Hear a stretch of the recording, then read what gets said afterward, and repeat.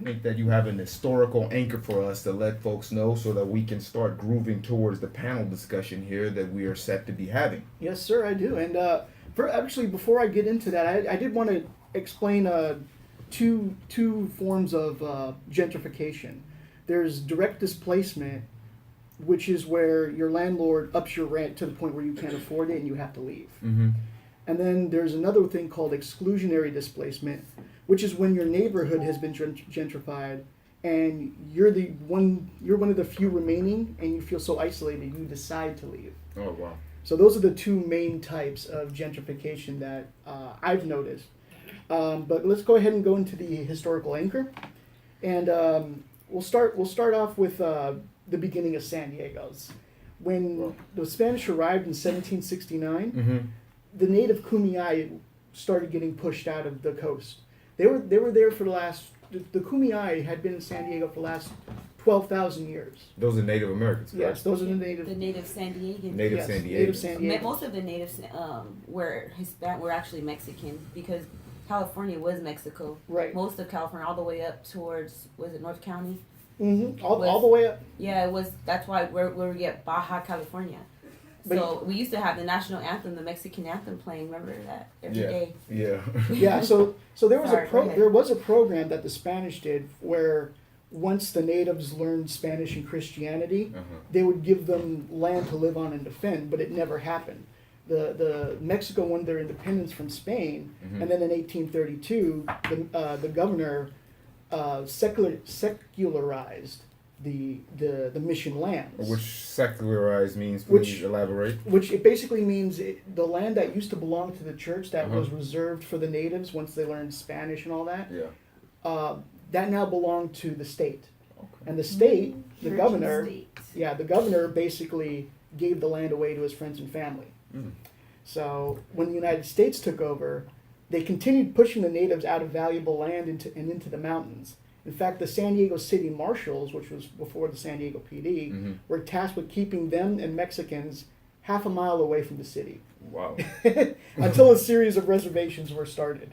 And then once the natives were out of the way, they turned their attention to vice crimes, which is like gambling, drinking, and prostitution. Drug addicts. Yeah. And Put they the were drugs out there and then punish the people for touching. exactly. They were building Balboa Park, Mm-hmm. and they were actually trying to start a World's Fair. So they were building Balboa Park to attract guests, and they thought that the downtown area, which were red light districts, were eyesores. So in November of 1912, they raided the whole district, and they drove out the prostitutes and the gamblers, and then within a few years, a bunch of homes. Where did they drive these prostitutes and homeless to? Right. They Where's that gave- city at now? They gave them Where the vice people. they gave them bus passes, but they To Vegas? they- Like, they probably Bus came passes. back. They Vegas had didn't money. exist They yet. were hookers and vice people. did it? They took their money and they made them homeless. Well, basically. Well, that's what I was going to talk about, because the city then condemned over 120 buildings, including a whole Chinatown. Wow. So that's they gentrified Chinatown too. So it created one of the earliest booms of homeless people in San Diego, as businesses and homes were condemned and destroyed. However, San Diego back then didn't see homeless as negatively as they do today. I went through UT articles going back to the 1870s, which wrote about how local homeless shelters for widows and orphans were established in where Balboa Park is now. And then also that periodically when homes would get destroyed by floods or fire, local fundraisers and drives were organized to help get those affected back on their feet. Okay. And so after 1941, after the attack on Pearl Harbor, there was another wave of gentrification, but it was the Japanese. They were, and as they were taken away from their homes, they couldn't pay their rent, they couldn't pay their taxes or anything. So the cities would confiscate their land, their homes, or their businesses. So, and then they would auction them off to other people. Friends and family, obviously, right?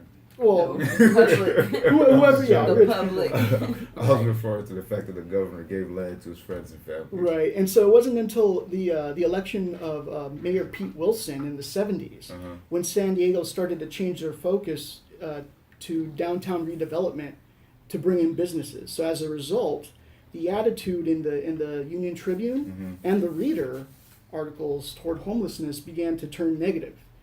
And as that happened, they started pushing more people out. Redevelopment soon occurred. They tried to gentrify Barrio Logan, but the residents actually fought back and created Chicano Park. Oh wow, that's a beautiful place. That's I the should one- live by that. Yeah, that's the one thing. But by 1978, Seaport Village was under construction, Horton Plaza in 1982, as well as the Convention Center in 1987. So with each of these new major businesses, more people were being displaced from their homes and businesses. So that's basically the anchor as it is. So that's the historical breakdown in San Diego of gentrification. You started it off from when? I started it from the 1870s. Wow, yeah. So we're gonna go ahead and elaborate more on that after our commercial break. It's going to be more live. It's going to be 4 different perceptions, maybe even 5. We're going to hit it from all different sides. I will start it off, be followed by Kadena, then Mark, and then Miss Gabby. You good? Yes, I do. We're out. We'll see you back in a second.